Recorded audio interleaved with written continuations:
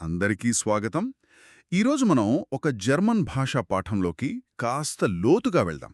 అంటే జర్మనీలో ఒక సాధారణ రోజు ఎలా ఉంటుంది, వాళ్ళ దినచర్య, దాన్ని వాళ్ళు మైన్ అల్టాక్ అంటారు, దాని గురించి తెలుసుకుందాం. మన దగ్గర దీనికి సంబంధించి ఒక పాఠ్య ప్రణాళిక ఉంది, lesson3.txt అని. ఇది ముఖ్యంగా జర్మన్ నేర్చుకోవడం మొదలుపెట్టిన వాళ్ళ కోసం అనుకుంటా. అవును, బేసిక్ లెవెల్ వాళ్ళ కోసమే ఇది. సరే, దీని నుంచి మనం కొన్ని ముఖ్యమైన పదాలు, గ్రామర్ పాయింట్స్, ఇంకా ఆసక్తికరమైన కొన్ని సాంస్కృతిక విషయాలేమైనా ఉన్నాయేమో చూద్దాం. ఏమంటారు? తప్పకుండా. అసలు ఈ పాఠం ముఖ్య ఉద్దేశం ఏంటంటే, విద్యార్థులు వాళ్ళ రోజువారీ పనుల గురించి సింపుల్గా వర్తమానకాలం ఉపయోగించి మాట్లాడగలగాలి. అంటే ప్రెజెంట్ టెన్స్లో నేను ఇది చేస్తాను, అది చేస్తాను అని చెప్పడం అనమాట. ఖచ్చితంగా. తమ దినచర్యను వాళ్ళు వివరించగలగాలి. ఇది భాష నేర్చుకోవడంలో చాలా కీలకమైన స్టెప్ అండి. అర్థమైంది. మరి అలా చెప్పాలంటే ముందు కొన్ని పదాలు తెలియాలి కదా. ఈ లెసన్లో ఏ ముఖ్యమైన పదాలున్నాయి? అవును, వొకాబ్యులరీ చాలా ముఖ్యం. ఇందులో ముందుగా రోజులోని సమయాలున్నాయి. డే మార్గెన్ అంటే ఉదయం, మార్నింగ్. ఓకే, అలాగే డే ఆబెండ్ అంటే సాయంత్రం, ఈవినింగ్. సరే. తర్వాత రోజు చేసే పనులు అంటే క్రియలు, వర్బ్స్ అంటాం కదా, అవి కొన్ని ఉన్నాయి. యాక్షన్స్ ఏంటవి? ఫ్రుష్టుకెన్, ఇది కొంచెం పెద్ద పదంలా అనిపిస్తుంది కానీ సింపుల్. బ్రేక్ఫాస్ట్ చేయడం. బ్రేక్ఫాస్ట్ తినడం. ఓకే. తర్వాత ఆర్బైటన్ అంటే పని చేయడం. లర్నెన్ నేర్చుకోవడం లేదా చదువుకోవడం. Learn, right. ష్లాఫెన్ నిద్రపోవడం. ఎసెన్ తినడం, ఏదైనా సరే, లంచ్, డిన్నర్, జనరల్గా తినడం. ఓకే, తినడం. ఇంకా గేహెన్ వెళ్ళడం.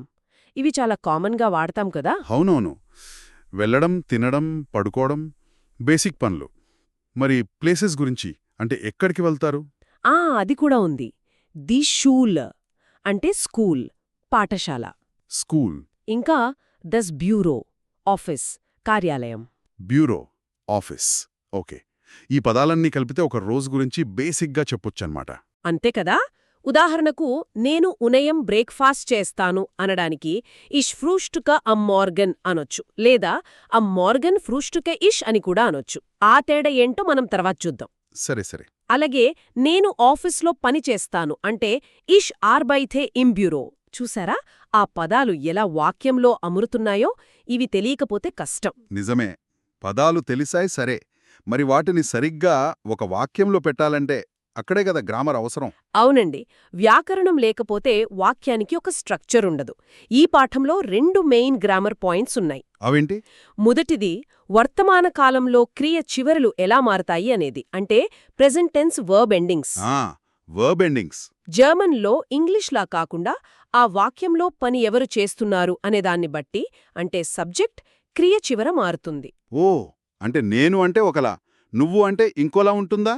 ఉదాహరణకు వెళ్ళడం, అదే గేహన్ అన్నారు కదా, అదెలా మారుతుంది? మంచి ప్రశ్న అడిగారు. గేన్ తీసుకుంటే ఇష్ అంటే నేను కదా, అప్పుడు గేహ అవుతుంది. ఇష్ గేహ. ఇష్ గేయే, నేను వెళ్తాను. కరెక్ట్. అదే దు అంటే నువ్వు ఇన్ఫార్మల్గా, అప్పుడు గేస్ట్ అవుతుంది. చివర ఎస్టీ వస్తుంది. దు గేస్ట్. డు గేస్ట్. ఓకే. ఇంకా ఎర్ అతడు లేదా జీ ఆమె, వీటికి గేట్ అవుతుంది. చివర టీ. ఎర్ గేట్, జీ గేట్. ఎర్ గేట్, జీ గేట్. అంటే ఈ, ఎస్టీ, టీ ఇలా మారుతున్నాయన్నమాట చివర్లో. అవును, ప్రతి సబ్జెక్ట్కి దాదాపుగా వేరే ఎండింగ్ ఉంటుంది. ఇది కొంచెం ప్రాక్టీస్ చేస్తే వచ్చేస్తుంది. అర్థమైంది. ఇంగ్లీష్లో ఐ గో, హీ గోజ్ లాంటిదైనా ఇక్కడ ఇంకాస్త ఎక్కువ మార్పులున్నాయి. సరే, ఇది మొదటి నియమం. మరి రెండోది కూడా చాలా ముఖ్యం. పదాల క్రమం, వర్డ్ ఆర్డర్. Word order. జర్మన్లో ఇది కొన్నిసార్లు ఇంగ్లీష్లానే ఉంటుంది, కానీ ఒక ముఖ్యమైన తేడా ఉంది. ఈ లెసన్లో 2 రకాల వర్డ్ ఆర్డర్ స్ట్రక్చర్స్ ఇచ్చారు. ఏంటవి? మొదటిది simple, subject, verb, other elements, కర్త, క్రియ, మిగతావి. మనమిందాక అనుకున్నాం కదా, ఇష్ ఆర్బైటర్ ఇమ్ బ్యూరో. నేను కర్త, పని చేస్తాను, క్రియ, ఆఫీస్లో మిగతాది. ఇది మామూలే. అవును, ఇది చాలా స్ట్రైట్ ఫార్వర్డ్. కానీ రెండోది అక్కడే కొంచెం జాగ్రత్తగా గమనించాలి. జర్మన్లో వాక్యాన్ని టైం ఎక్స్ప్రెషన్తో కూడా మొదలుపెట్టచ్చు. అంటే ఉదయం అనో, సాయంత్రం అనో. ఓకే, టైంతో స్టార్ట్ చేస్తే అప్పుడు వర్డ్ ఆర్డర్ మారుతుంది. Time, verb, subject, other elements. సమయం, క్రియ, కర్త మిగతావి. ఒక్క నిమిషం. ఏంటి, క్రియ ముందుకొచ్చి కర్త వెనక్కి వెళ్తుందా? సరిగ్గా పట్టుకున్నారు. అదే అసలు పాయింట్. ఉదాహరణకు, ఉదయం నేను బ్రేక్ఫాస్ట్ చేస్తాను అని చెప్పాలంటే ఆ మార్గన్ ఫ్రూస్టుకే ఇష్ అనాలి. అమ్మార్గన్ ఫ్రుష్టుకే ఇష్. అవును, ఇక్కడ చూడండి, ఆ మార్గన్ ఉదయం ఫస్ట్ ప్లేస్లో ఉంది. వెంటనే రెండో ప్లేస్లోకి క్రియ ఫ్రూస్టుకే బ్రేక్ఫాస్ట్ చేస్తాను వచ్చింది. ఆ తర్వాత మూడో ప్లేస్లోకి కర్త ఇష్ నేను వచ్చింది. ఓ, అంటే సెంటెన్స్ దేంతో స్టార్ట్ అయినా, సబ్జెక్ట్తో అయినా ఇషార్ బయటే, టైంతో అయినా అమ్మార్గన్ ఫ్రుష్టుకా. వర్బ్ మాత్రం ఎప్పుడూ సెకండ్ ప్లేస్లోనే ఉంటుందా? ఖచ్చితంగా. దీన్నే V2 రూల్ అంటారు. అంటే వర్బ్ ఇన్ సెకండ్ పొజిషన్.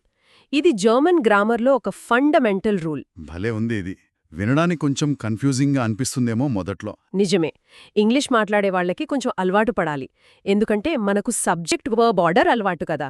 కానీ జర్మన్లో ఈ V2 రూల్ చాలా కన్సిస్టెంట్గా ఉంటుంది. ఒకసారి అలవాటైతే చాలా లాజికల్గా అనిపిస్తుంది.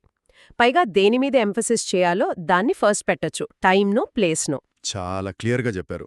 ఇప్పుడు ఈ పదాలు, ఈ V2 రూల్, ఇవన్నీ ప్రాక్టికల్గా ఎలా వాడతారో చూడ్డానికి ఒక చిన్న డైలాగ్ కూడా ఇచ్చారు కదా లెసన్లో, పాల్ అన్నా మధ్య జరిగినట్లు. అవునవును, ఆ డైలాగ్ చూస్తే ఇవన్నీ ఎలా పనిచేస్తాయో బాగా అర్థమవుతుంది. చూద్దాం. పాల్ అడుగుతున్నాడు, గుడ్ మార్నింగ్ అన్నా, ఈరోజు ఏం చేస్తున్నావు? జర్మన్లో మీరు చెప్పినట్టు గూటెన్ మార్గన్ అన్నా, వాస్ మాక్స్ డు హోయిట్. ఉమ్, అన్నా చెప్తుంది, ఉదయం నేను బ్రేక్ఫాస్ట్ చేస్తాను, తర్వాత స్కూల్కి వెళ్తాను. ఆ మార్గన్ ఫ్రూస్టుకే ఇష్ ఉండి దాని గే ఇషింది షూల. ఆగండి. ఆ ఫస్ట్ సెంటెన్స్ అమ్మోర్గన్ ఫ్రూస్టుకేయిష్ మనం ఇప్పుడే అనుకున్న V2 రూల్కి పర్ఫెక్ట్ ఎగ్జాంపుల్ ఇది. అవును, కరెక్ట్. అమ్మార్గన్ ముందు, ఫ్రూస్టుకే వర్బ్ సెకండ్, ఇష్ సబ్జెక్ట్ థర్డ్. గమనించాను.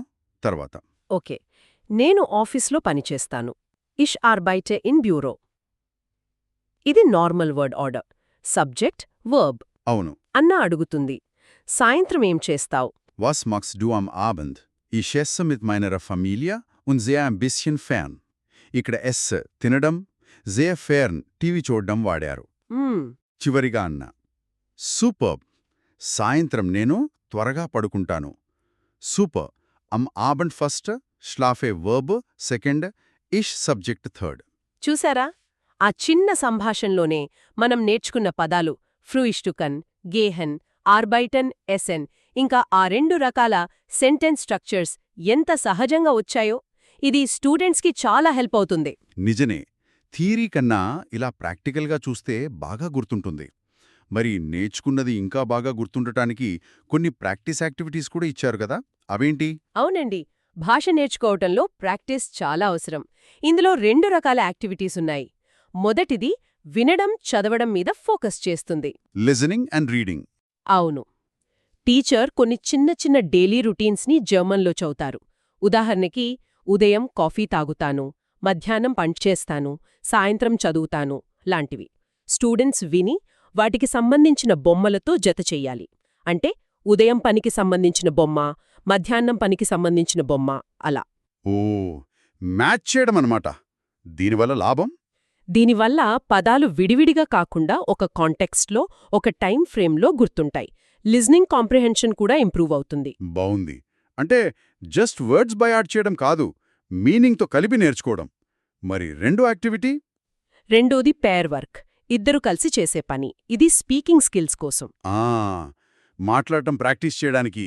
అవును, స్టూడెంట్స్ ఒకరినొకరు వాళ్ళ రొటీన్ గురించి ప్రశ్నలు అడుగుతారు. ఉదయం ఏం చేస్తావు? వస్ మార్క్స్ టు అమ్ మార్గన్.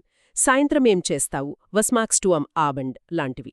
ఒకరు అడుగుతారు, ఇంకొకరు జవాబు చెప్తారు. ఇది బావుంది. రియల్గా జర్మన్లో మాట్లాడినట్టుంటుంది. అంతేకాదు, ఇందులో ఇంకో స్టెప్ కూడా ఉంది.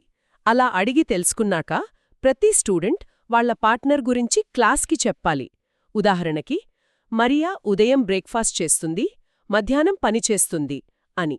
ఓహో, అంటే వేరే వాళ్ల గురించి చెప్పడం కూడా ప్రాక్టీస్ అవుతుంది. ఎగ్జాక్ట్లీ. దీనివల్ల 2 లాభాలు. ఒకటి, థర్డ్ పర్సన్, అతడు ఆమె గురించి మాట్లాడటం వస్తుంది. 2, ఆ థర్డ్ పర్సన్కి సరిపోయే వర్బ్ ఫామ్ వాడటం ప్రాక్టీస్ అవుతుంది. ఇందాక అనుకున్నాం కదా, ఎర్జీకి గేట్ అని, అలాగే మరియా ఆమెకి ఫ్రూస్టెట్ ఆర్బైటెట్ చివర టీ వస్తుంది. ఆ గ్రామర్ రూల్ ఇక్కడ రివైజ్ అవుతుంది. అద్భుతం. అంటే ఈ ఒక్క పేర్ వర్క్తోనే లిజనింగ్, స్పీకింగ్, థర్డ్ పర్సన్ గురించి చెప్పడం, కరెక్ట్ వర్బ్ ఎండింగ్ వాడటం, ఇన్ని విషయాలు కవర్ అవుతున్నాయన్నమాట. చాలా ఎఫెక్టివ్గా ఉంది. అవునండి. మంచి లెసన్ ప్లాన్ అంటే అలాగే ఉండాలి. థీరీతో పాటు ప్రాక్టీస్కి ఇంపార్టెన్స్ ఇవ్వాలి. సరే, ఇవన్నీ భాషకు సంబంధించిన విషయాలు.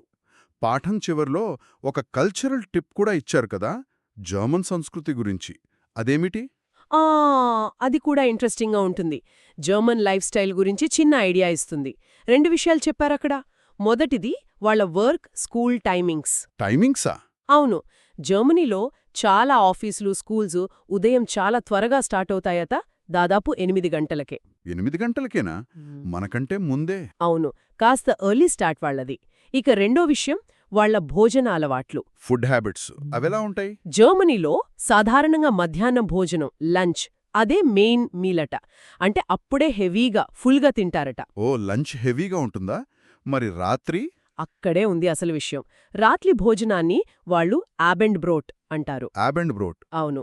దానికర్థం సాయంత్రపు రొట్టె అని, అంటే ఈవినింగ్ బ్రెడ్.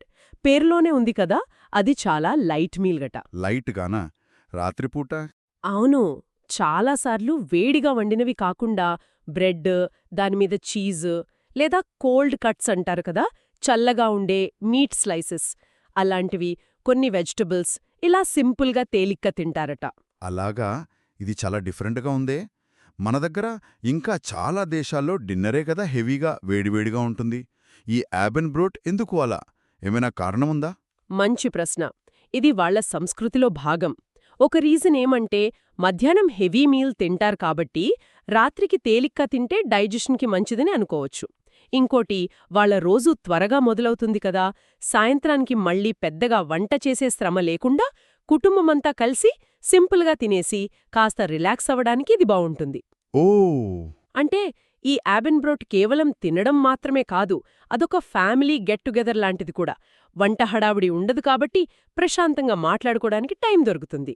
అర్థమైంది. అంటే వాళ్ళ టైమింగ్స్, వాళ్ళ ఫుడ్ హ్యాబిట్స్ అన్నీ ఒకదానికొకటి లింక్ అయి ఉన్నాయన్నమాట. ఇంట్రెస్టింగ్. సరే, ఈ జర్మన్ లెసన్ మీద మన విశ్లేషణ దాదాపు పూర్తయినట్టే. మొత్తంగా మనం ఏం నేర్చుకున్నాం అని ఒక్కసారి సమరైజ్ చేద్దామా? తప్పకుండా. మనం కొన్ని బేసిక్ జర్మన్ పదాలు చూశాం. మార్గెన్, ఆబెండ్, ఆబైటన్, ఎస్సెన్, గేహెన్ లాంటివి. అవును, డైలీ రొటీన్కి సంబంధించినవి. తర్వాత ప్రెజెంట్ టెన్స్లో సబ్జెక్ట్ని బట్టి వర్బ్ ఎండింగ్స్ ఎలా మారుతాయో చూశాం. ఇష్ గేహే, దు గేస్ట్, ఏర్ గేట్ అలా. Grammar point. ఇంకా ముఖ్యంగా ఆ V2 రూల్, అంటే వాక్యం టైంతో మొదలైనా సరే వర్బ్ ఎప్పుడూ సెకండ్ ప్లేస్లోనే ఉంటుందని. ఇష్ ఆర్బైటే వర్సెస్ ఆ మార్గెన్ ఫ్రూస్టుకే ఇష్. ఇది బాగా గుర్తుపెట్టుకోవాలి. కరెక్ట్. ఆ వర్డ్ ఆర్డర్ వేరియేషన్, ఇంకా ప్రాక్టీస్ యాక్టివిటీస్ ఎలా హెల్ప్ చేస్తాయో చూశాం. అవును, లిసనింగ్, స్పీకింగ్ ప్రాక్టీస్. చివరిగా ఆ కల్చరల్ టిప్, జర్మన్స్ త్వరగా రోజు మొదలుపెట్టడం, వాళ్ళ ఆబండ్ బ్రోట్ అలవాటు, ఇవి కూడా తెలుసుకున్నాం.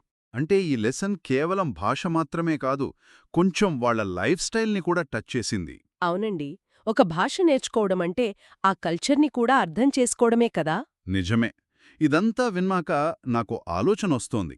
చివరగా, మనం జర్మన్ భాషలో చూసిన ఈ స్ట్రక్చర్, అంటే గ్రామర్లో V2 రూల్ లాంటి ఖచ్చితమైన నియమాలు, ఇంకా వాళ్ళ దినచర్యలో చూసిన పద్ధతి, క్రమశిక్షణ, ఉదయాన్నే లేవడం, ఆబెన్బ్రోట్ లాంటి అలవాట్లు, వీటికి ఏమైనా సంబంధం ఉంటుందా? ఎలా అడుగుతున్నారు? అంటే ఒక భాష స్ట్రక్చర్కి, ఆ భాష మాట్లాడేవాళ్ల కల్చరల్ వాల్యూస్కి, ఉదాహరణకి ఆర్డర్లీనెస్, పంక్చువాలిటీ లాంటి వాటికి ఏమైనా లింక్ ఉంటుందా? భాష స్ట్రక్చర్ కల్చర్ని రిఫ్లెక్ట్ చేస్తుందా, లేక కల్చర్ భాషని ప్రభావితం చేస్తుందా? దీని గురించి ఆలోచిస్తే ఆసక్తికరంగా అనిపిస్తోంది. అది చాలా ఇంట్రెస్టింగ్ పాయింట్ అండి. భాషకి, సంస్కృతికి ఉన్న సంబంధం చాలా లోతైన విషయం, ఆలోచించాల్సిన విషయమే.